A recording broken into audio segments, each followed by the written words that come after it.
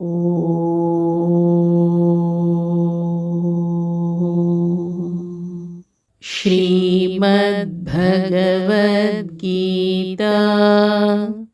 ದ್ವಿತೀಯೋಧ್ಯಾಯಃ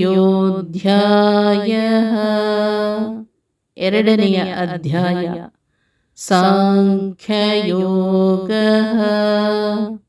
ಸಾಂಖ್ಯಯೋಗ ಅಧ್ಯಾಯ 2 ಶ್ಲೋಕ 35 ಶ್ರೀ ಭಗವಾನ್ ಉವಾಚ ಭಯಾದ್ರಣಾದುಪರತಂ ಮಂಸ್ಯಂತೆ ತ್ವಮಹಾರತಃ ಏಷಾಂ ಚ ತ್ವಂ ಬಹುಮತಃ ಭೂತ್ವಾ ಯಾಸ್ಯಸಿ ಲಾಘವಂ.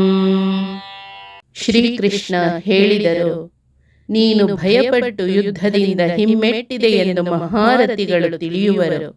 ನೀನು ಯಾರಿಗೆ ಬಹುಮಾನ್ಯನಾಗಿದ್ದೆಯೋ ಅವರ ಮುಂದೆಯೇ ಈಗ ಲಾಘವವನ್ನು ಹೊಂದುತ್ತೀಯೆ. ನೀನು ಅಂಜಿಕೆಯಿಂದ ಯುದ್ಧ ಭೂಮಿಯನ್ನು ಬಿಟ್ಟು ಓಡಿ ಹೋದೆ ಎಂದು ಮಹಾರಥಿಕರು ಎಣಿಸುತ್ತಾರೆ. ಹಿಂದೆ ನಿನ್ನನ್ನು ಮತ್ತು ನಿನ್ನ ಪರಾಕ್ರಮವನ್ನು ಬಹಳ ಮೆಚ್ಚಿದ್ದ ಜನರೇ ನಿನ್ನನ್ನು ಈಗ ತುಚ್ಛವಾಗಿ ಕಾಣುತ್ತಾರೆ. ಯಾರಿಗೆ ನೀನು ಘನತೆಯ ವ್ಯಕ್ತಿಯಾಗಿದ್ದೆಯೋ ಅಂಥ ಹಿರಿಯ ತೇರಾಳುಗಳೆದುರು ಹಗುರಾಗುವೆ. ಅವರು ನಿನ್ನನ್ನು ಹೆದರಿ ಹೋರಾಡಲು ಹಿಂಜರಿದ ಹೇಡಿ ಎಂದು ಭಾವಿಸುತ್ತಾರೆ. ಹರೇ ಓಂ. ಶ್ರೀಕೃಷ್ಣಾರ್ಪಣಮಸ್ತು.